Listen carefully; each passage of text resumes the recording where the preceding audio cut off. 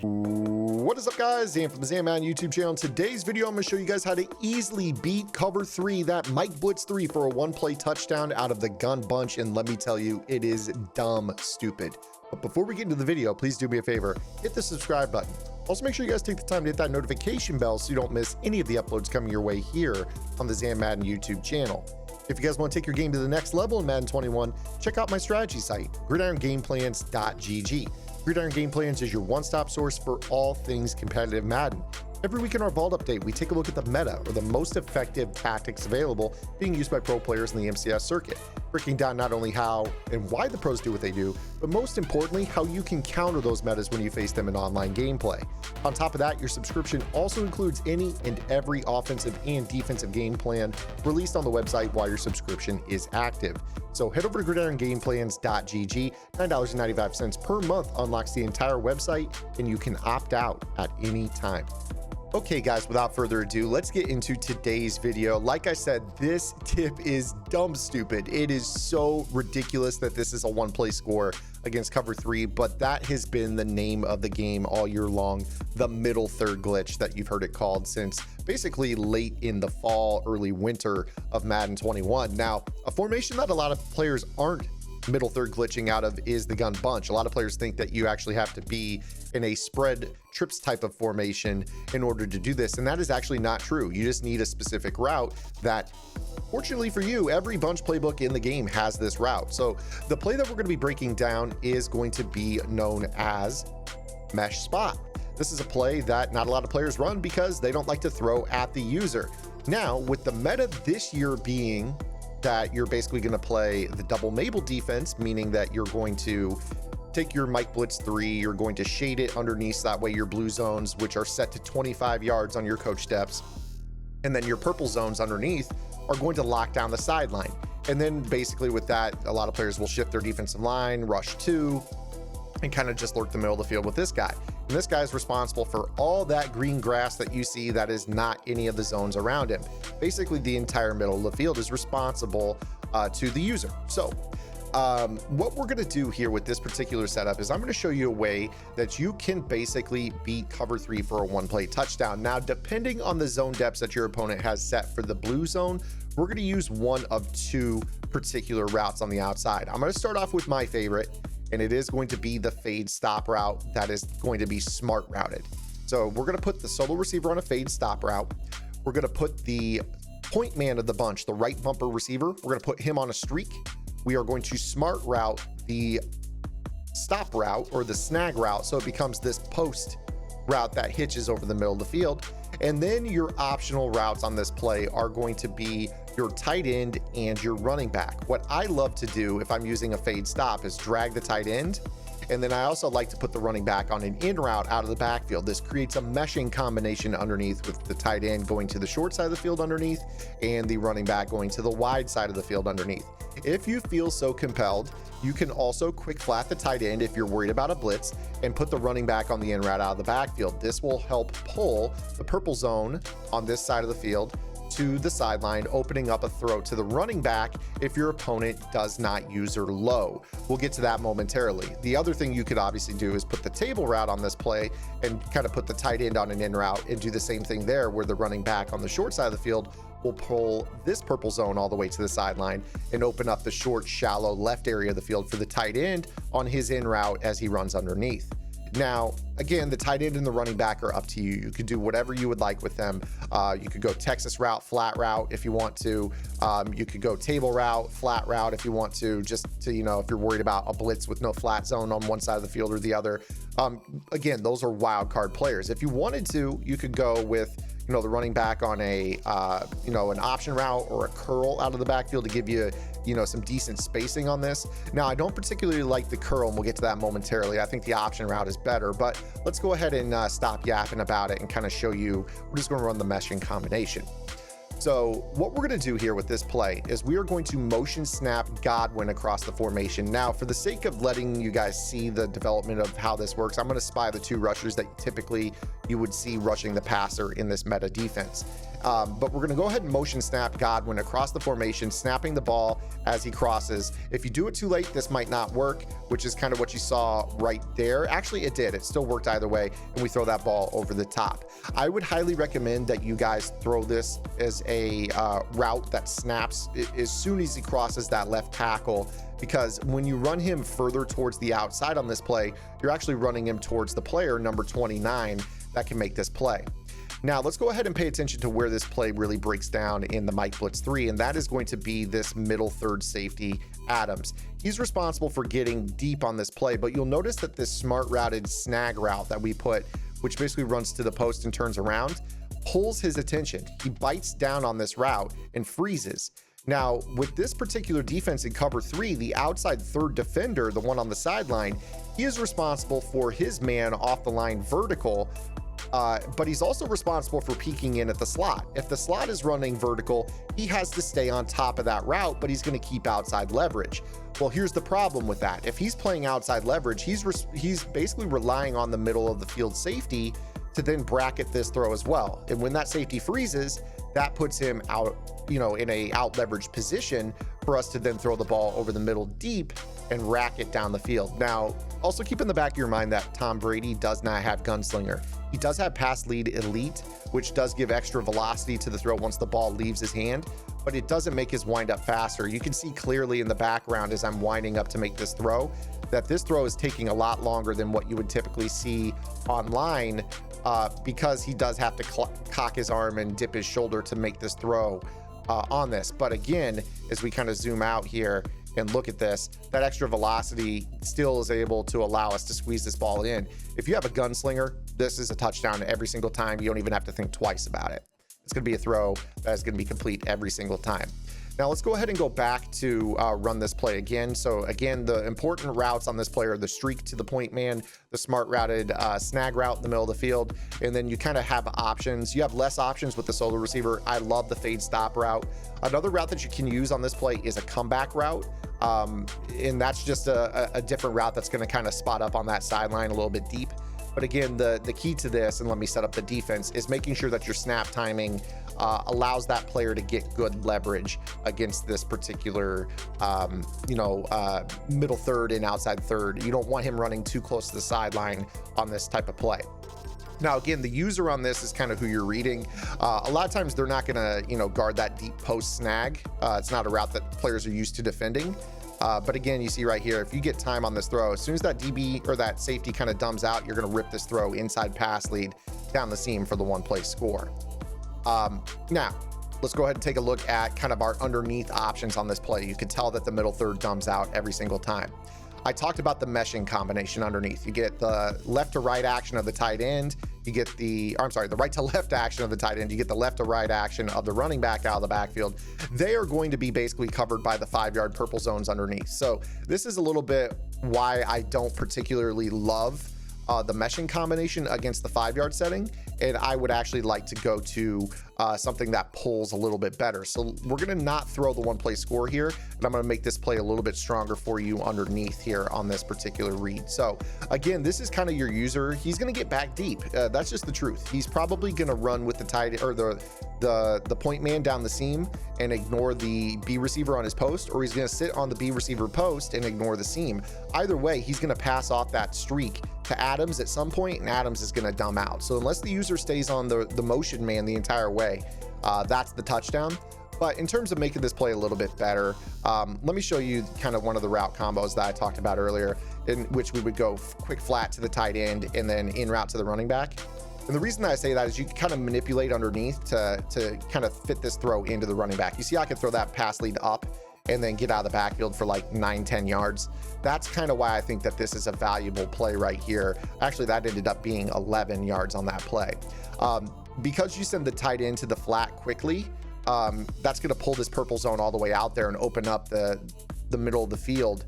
Because again, all you have in the middle of the field is this spy, which you can manipulate with your quarterback. So you notice right here that when I snap this ball, I see the spy drop, I drift to the left to pull him, and that opens up this throw even more. You see how much more turf is open when I shift left, as opposed to if I were to just stand, if I were to stand put, that spy wouldn't follow. and he would kind of muddy up the window. So we'd kind of pull that spy to the left a little bit and open this throw back to the right, in which that's wide open. And again, with the user, we're talking about this user, he's responsible for the quick throw. I mean, I can still throw, if the user's not anywhere near 14, I can throw this ball right now to 14. You've also got this post route, which we're going to get to momentarily. So again here, let me set up the defense. We're going to go ahead and shade our coverage underneath for 25-yard blues, 5-yard purples. A lot of times they're rushing one, which has a spy, and then they have a user on this play. The other underneath manipulation that I mentioned you could do is one in which you send the running back quickly to the flat and you put the tight end on an in route. It's a little bit less, it develops a little bit less quickly than the running back in going from left to right, but it is one that you can do. So you're going to use the running back to kind of get that guy out there, and then you're going to throw this ball to the tight end right here in this pocket, and you can still pick up 12 to 15 yards that way. So with this defense in particular, this is really ill-equipped to stop this route combination, and there's a one-play touchdown over the top, and the user oftentimes isn't going to guard one of the better routes on the play, which is actually the route that I'm about to throw here. So let me go ahead and go to that same route combination. Actually, let's go to the quick flat to the tight end with the running back over the middle, and then the smart routed fade stop and the smart routed post sit route. So let's say for whatever reason that we've thrown this and the user's kind of savvy to it and they tend to, you know, kind of user the seam. So I'm going to mimic that by clicking off of Wagner, but putting him in man coverage on Godwin. So that's going to move the user out of the middle of the field, right? So we go to this route combination, we motion Godwin across, we're reading the user. Okay, we snap the ball. He definitely opens up to the left. That is where this throw is really valuable. This is a 20, about a 25, 30-yard throw, depending on the timing in which you throw it. So this route not only serves as a route that's going to pull this safety down, opening up the one-play touchdown, but if the user doesn't sit on it, it's not like that safety is going to be able to make the play. He just flinches and freezes. He's not actually covering it. He's 10 yards away from it. So this is a throw that you can make very, very easily if they decide to not sit underneath that with their user. So again, this puts them in a big time dilemma where, you know, do I guard the one-play touchdown to Godwin, or do I, you know, guard this 25-yard quote-unquote check down play that you could throw? Now, guys, I kind of want to talk about, you know, the content that's been on Gridiron Game Plans. I actually put in some money bunch stuff that nobody's running in the most recent Vault update. This is some stuff that if you guys are struggling with this meta, like I'm showing you here in this video, you can absolutely shred the meta without having to resort to bench pivot or having to resort to, I say bench pivot, the conventional way of running bench pivot. The new bench pivot, in my opinion, is better than the old bench pivot. But what I kind of want to get into your mind is that freestyling against this defensive meta is definitely the wave if you're going to be in bunch. I find that as I've watched competitive Madden late in the year, players have left bunch and gone to more of kind of like an ace offset and also ace slot offset and also trips tight end as their means of attacking zone. But truthfully, the bunch is really, really hard to defend. Now, keep this in mind as well. A few Vault updates back before the one I just put out, I put out a Vault update showing you guys how to get 4 route technicians on the field for 4 AP. Normally that would cost you 4 AP or 3 AP per route technician. I'm gonna show you guys how to get 4 of them on the field for just 4 AP. Think about that. So now you can destroy zone out of this bunch meta, and if they want to individually man up anybody, you're going to be able to route tech them and torch them in man coverage as well. So any hybrid man zone looks out of this defense where they randomly man people up have no chance at all of stopping this offense. But I do kind of want to show you guys the final read on this play. I know this video is getting a little bit long, and I apologize to those of you that are saying just get to the point, you know, but I do have some website subscriptions to sell, of course. But either way, I really do appreciate it, guys. So I talked about the fade stop route, talked about it a lot. Fade stop route is one of those routes that it has a time and a place, but unfortunately it can be a little bit tough against the 25-yard zone setting. And the reason for that is it looks like it's a 15-yard route, but when you actually run it, it goes a lot further than that. It goes about 20, 22 yards. This throw can be made. It really can. Well, assuming you don't get instant shedded by the two-man rush, which is the whole point of the defense to begin with. But what you're going to be able to do against this is, and again, it is a tight squeeze, so just kind of keep that in the back of your mind. With this particular route, if you want to throw the fade stop, I would recommend having the table route underneath of it. And then I would probably also have the tight end right here on that in route. I would go with this route combination simply because what it's going to do is it's going to pull the purple zone down on the left side enough, give you a check down, and then you're also going to have the ability to kind of throw this ball right here. So you see how those two underneath options open up that fade stop. This is something that we've talked about before here on the channel. For some reason or another, when you have two routes that attack the flat, the blue zones that are set to 25 yards will drift outside, because the way that they're looking at it is they're trying to do their best to be in an area to drive on all three throws. I'm going to prove this to you here in a moment. You're going to see that this blue zone is outside because of the table route, and then you've also had this drag coming underneath. You see how it widens out 37 even further. So that 25-yard setting will give up the fade stop right here on this particular play. And this particular reaction in terms of how much space he's giving won't occur unless you run that route combo. So let me go ahead and prove that to you. I'm going to put the table route to the running back. I'm going to put the fade stop. And then let's just say that I'm expecting a blitz off of the right side. So I go ahead and put Gronk on a quick flat. Let me go ahead and go set back up the exact same defense again. So here we go, 25 and 5, spy, and a mid read, which is mimicking the user. I want you to watch this 25-yard blue zone. I'm not saying that you can't try to squeeze this. I'm just saying that it's a tighter squeeze. So you see how he's going to basically be, he can make contact with the guy as he's catching the ball, which can be dangerous. It can definitely be dangerous. It's not that it's not open. It's just that it's more open, and it's a better route combination in general. So again, let me go ahead and compare. As we take a look at this, yes, he does play outside leverage on the fade stop. So you take a look at this safety. He is sitting right here due to the fact that, that the table route is there, but he doesn't continue to drift. If you have that tight end route on the play, the tight end route will move him from inside to outside. Now it's easier, especially the better the receivers or the defensive backs are in Madden, especially in MUT late in the year. They're all 99 speed, acceleration, and agility.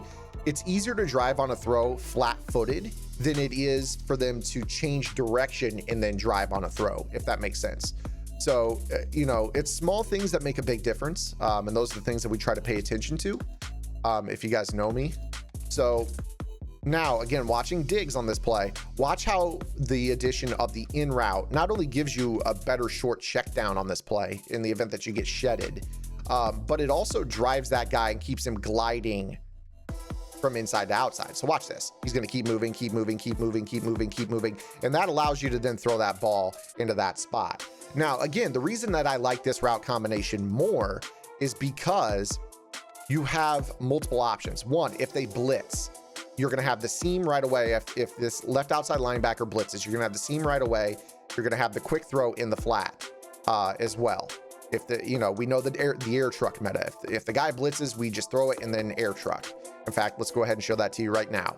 I'm turning this into like a super custom playbook off of one play, but let's go ahead and do it here. So, you know, we've all seen this defensive setup right here as well, where maybe sometimes you get, you know, somebody that really wants to blitz you.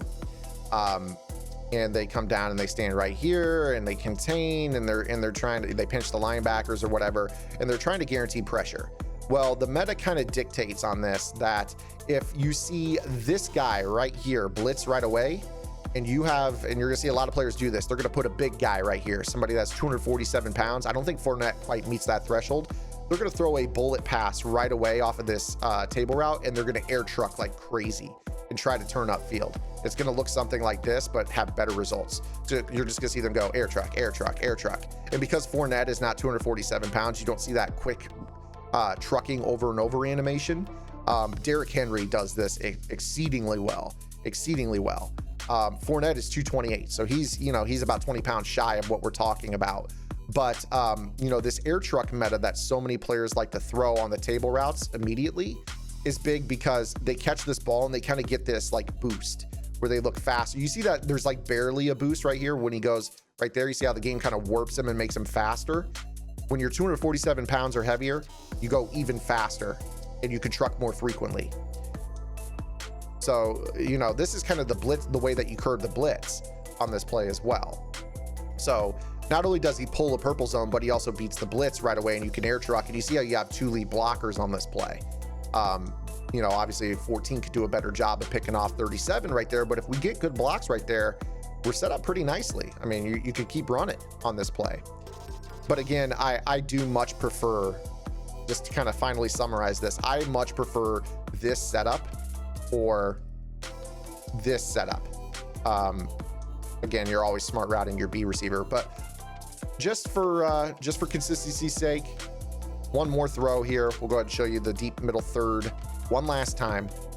Motion this guy across, snap the ball as soon as you possibly can, try to step up in the pocket, wait for the bite, and rip this throw center of the field over the top for the 1-play score. If you guys like this video, be sure to give it a thumbs up. If you have any questions, comments, concerns, or complaints, drop those below as well. Make sure you guys subscribe here to the YouTube channel. We upload 5 times a week in the late morning, early afternoon, Monday through Friday. Also check out gridirongameplans.gg. Again, guys, $9.95 a month unlocks the entire website. And I promise you, between the vault update that I put out just last week on the best way to run this new route against the double MABLE coverage, you apply that to the bunch with the bench pivot, you apply that to the 4 route text for 4 AP tip. I really think bunch could be back. Not that, you know, some of you have ever left it, but, you know, ad-lib it a little bit. I think you guys would love this play. Add it to your offense. It's basically in every bunch. Until next time, guys, this is Zan. Get the lab and good luck.